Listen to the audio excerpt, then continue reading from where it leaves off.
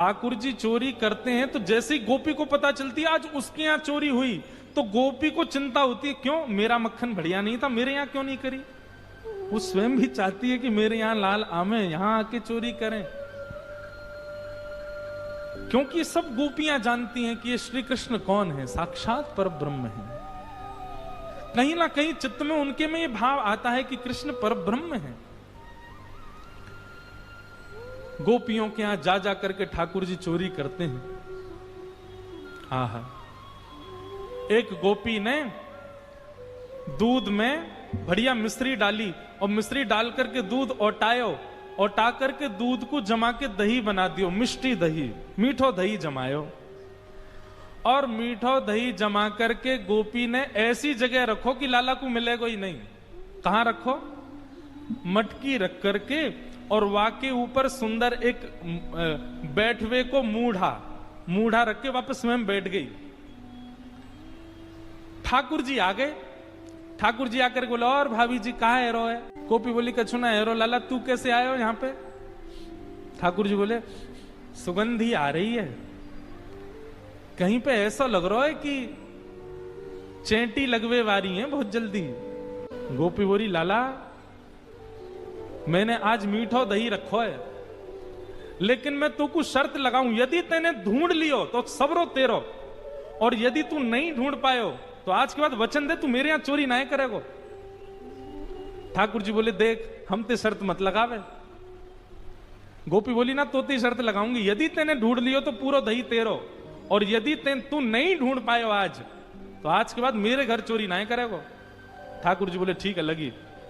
इतने में ही भगवान ने कहा कियो, ग्वाल बाल सब संगे है। अच्छा, इतने ट्रेंड हो गए हैं कुछ ही दिनों में कि इशारों से ही समझ जाते हैं सब ग्वाल बाल ठाकुर जी क्या कह रहे हैं। ठाकुर जी ने सब ग्वाल बालों को इशारा किया, बोले शाम का समय हो गया है, गैया दोहने का समय हो गया है, बाहर जाओ और गायों के सब बछड़ा बछिया खोल के भाग जाओ, सब रो दूध बछड़ा बछिया पी जाएंगे, दूध काढ़वे को मिलेगा ही ना।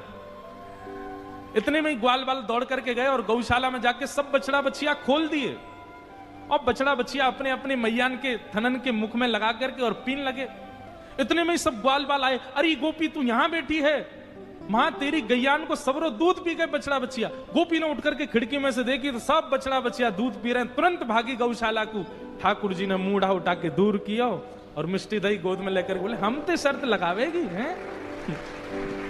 लेकर के बैठ गए। गोपी बोली, मैया ऐसा उधम मचावे तुम्हारो लाला, अब बताओ कहां करें? अब मैया को हंसी भी आवे और बीच में, नहीं नहीं मैं समझाऊंगी लाला को। ना मैया तुम हंस रही हो। एक गोपी बोली, मेरे संग जो भयो वो कोई के संग नहीं भयो होगा। बोले, तेरे संग कहा भयो?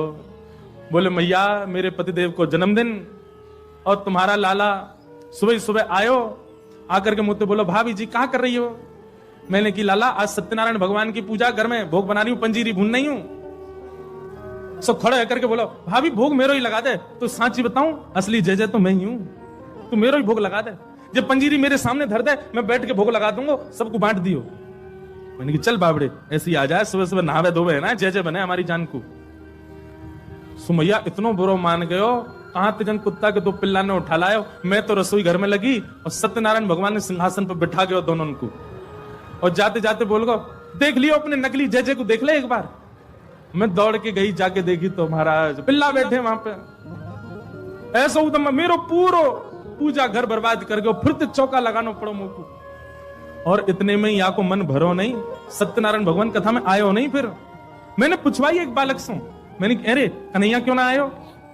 बोले, भाभी जी वो तो बड़ो नाराज बैठो यो करो, यानी असली जय जय को अपमान कियो, या कि घर को पानी ना पीऊंगा मैं। रात्रि में जब सब कार्यक्रम निपट गयो, पतिदेव मेरे 60 वर्ष के है गए, बहू सो रहे, मैं सो रही, तब आयो तुम्हारो लाला। और कौन सी खिड़की में ते अंदर आयो, हमारे बिस्तर पे चढ़ के मेरी चोटी और उनकी दाढ़ी बांध के भाज गयो, गुर्र गांठ बांध के भाज गयो। रात में पतिदेव प्यास लगी, जैसे ही उठे उनकी दाढ़ी खिंचे, मेरी चोटी खिंचे। मैं कहूं कहा कर रहे हो, कहा कर, वो कहें कहा कर रही हो, दोनों कहा कर रही हो, मैं निकल गए। सबरे बाल टूट गए मेरे पतिदेव के, जे उपहार दियो मेरे पति के जन्मदिन पे। मैया फिर हंसने लगी, समझाऊंगी। ऐसी ठाकुर जी की बाल लीला। लेकिन यशोदा मैया ने मन में सोची, ये सबरी आ गई है, इनके सामने ना डांट तो लाला है। ठाकुर जी बुलाए, जोर की आवाज लगाई, कन्हैया। ठाकुर जी सो रहे हैं पल्ला में। मैया ने जैसी आवाज लगाई है, ठाकुर जी घबरा के उठ गए, बोले मैया ऐसी जोड़ दे तो कभी ना बुलावे मुझे। ठाकुर जी जोड़ते अपनी आंख मीड़ी, तुम्हारा सबरो काजर फैल गो। बड़े बड़े ठाकुर जी के नेत्रन में जगन्नाथ भगवान बन गए। अब सुबह सुबह बालक उठे तो बेचारो चलो तो जाए ना, बात मैया की गोद चाहिए।